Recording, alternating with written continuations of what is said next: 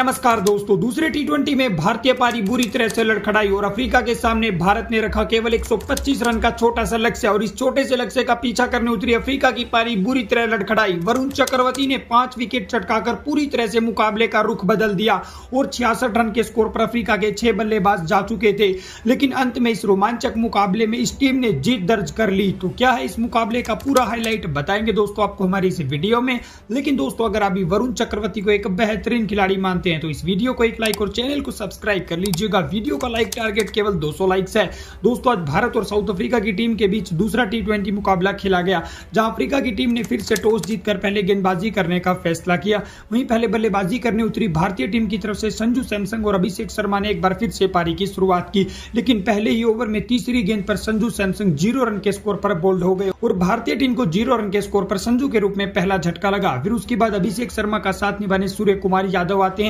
लेकिन दूसरे ही ओवर में अभिषेक शर्मा भी 5 गेंदों पर 4 रन बनाकर आउट हो जाते हैं और भारत के 5 रन के स्कोर पर 2 विकेट गिर जाते हैं, जिसके बाद भारतीय टीम बुरी तरह से फंस चुकी होती है। और फिर उसके बाद सूर्य कुमार यादव और तिलक वर्मा के बीच छोटी सी पार्टनरशिप चली रही थी, लेकिन तभी सूर्य कुमार यादव भी यॉर्कर गेंद पर 4 रन बनाकर आउट हो जाते हैं और 15 रन के स्कोर पर भारत के 3 विकेट गिर जाते हैं। फिर उसके बाद तिलक वर्मा और अक्षर पटेल के बीच शानदार पार्टनरशिप होती है। ये दोनों बल्लेबाज अच्छी बल्लेबाजी करते हुए भारतीय टीम को 40 रनों के पार पहुंचाते हैं। अक्षर पटेल शानदार चौके लगा रहे थे, दूसरे छोर पर तिलक वर्मा भी शानदार बल्लेबाजी करते हुए नजर आ रहे थे, लेकिन तभी तिलक वर्मा मार्करम की गेंद पर शानदार शॉट लगाने के चक्कर में कैच आउट हो जाते हैं और 20 गेंदों पर 20 रन बनाकर आउट होते हैं और भारत को 45 रन के स्कोर पर तिलक वर्मा के रूप में चौथा झटका लगता है। फिर उसके बाद अक्षर पटेल का साथ निभाने हार्दिक पांड्या आते हैं और इन दोनों बल्लेबाजों ने अच्छी बल्लेबाजी करके भारत को 50 रनों के पार पहुंचाया। अक्षर पटेल शानदार बल्लेबाजी कर रहे थे, वहीं हार्दिक पांड्या एक छोर पर काफी धीमी बल्लेबाजी कर रहे थे, क्योंकि विकेट गिरने की वजह से पांड्या काफी प्रेशर में नजर आ रहे थे।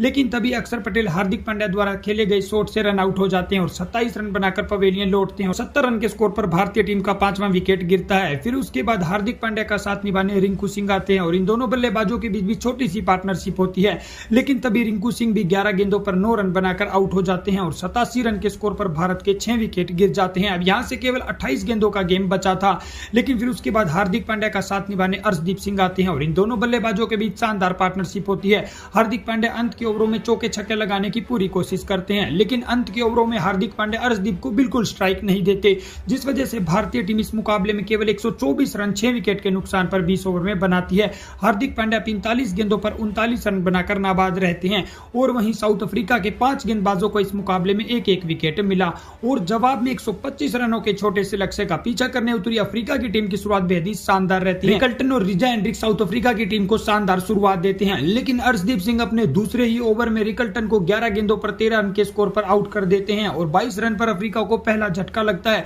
फिर उसके बाद एंड्रिक्स का साथ निभाने मार्करम आते हैं, लेकिन मार्करम को भी वरुण चक्रवर्ती अपने पहले ही ओवर की दूसरी गेंद पर बोल्ड कर देते हैं और मार्करम केवल 3 रन बनाकर पवेलियन लौटते हैं और अफ्रीका की टीम को 33 रन के स्कोर पर दूसरा झटका लगता है। फिर उसके बाद एंड्रिक्स का साथ निभाने ट्रिसन स्टब्स आते हैं और इन दोनों बल्लेबाजों के बीच छोटी सी पार्टनरशिप होती है, लेकिन तभी वरुण चक्रवर्ती अपने दूसरे ओवर में रिजा एंड्रिक्स को भी 24 रन के स्कोर पर बोल्ड कर देते हैं और अफ्रीका की टीम को 44 रन के स्कोर पर तीसरा बड़ा झटका लगता है। फिर उसके बाद ट्रिसन स्टब्स का साथ निभाने मार्को जॉनसन आते हैं और इन दोनों बल्लेबाजों के बीच अच्छी पार्टनरशिप होती है। ये दोनों बल्लेबाज अफ्रीका की टीम के स्कोर को 50 रनों के पार पहुंचाते हैं, लेकिन तभी वरुण चक्रवर्ती अपने तीसरे ही ओवर में मार्को जॉनसन को 7 रन के स्कोर पर बोल्ड करके अफ्रीका की टीम को 64 रन के स्कोर पर चौथा झटका देते हैं। फिर उसके बाद ट्रिसन स्टब्स का साथ निभाने क्लासन आते हैं, लेकिन वरुण चक्रवर्ती दूसरे छोर पर अपने चौथे ही ओवर में क्लासन को आते ही 2 रन के स्कोर पर बाउंड्री पर आउट करके अफ्रीका की टीम को 66 रन के स्कोर पर 5वां झटका देते हैं। फिर उसके बाद वरुण चक्रवर्ती अगली ही गेंद पर डेविड मिलर को पहली ही गेंद पर बोल्ड कर देते हैं और इसी के साथ वरुण चक्रवर्ती अपने 5 विकेट पूरे करते हैं और साउथ अफ्रीका की टीम के 66 रन के स्कोर पर 6 विकेट गिर जाते हैं और वरुण चक्रवर्ती ने पूरी तरह से मुकाबला भारतीय टीम के पक्ष में डाल दिया था। ट्रिसन स्टब्स अभी भी एक छोर पर अच्छी बल्लेबाजी कर रहे थे